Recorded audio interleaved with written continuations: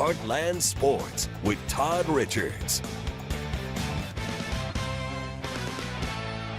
Hello again, everyone. Heartland Football Friday kicks off a week from this Friday. It's getting exciting. We're talking regular season play for teams in Western Kentucky, scrimmages for squads in Southern Illinois, and jamboree action for teams in Southeast Missouri. The Saxony Lutheran Crusaders hard at work today, preparing for their first varsity season. Man, they were great as a JV team in their first year of football on that level under head coach O.J. Turner. Turner is hoping to build on that success as his guys prepare to take the next step in 2025.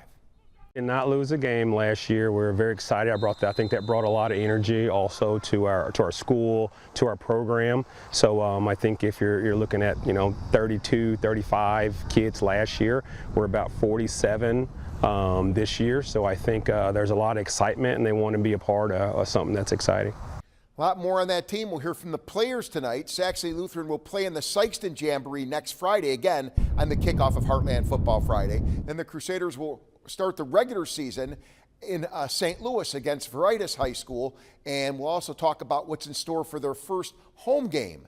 We'll talk about that tonight on Heartland Sports. Meanwhile,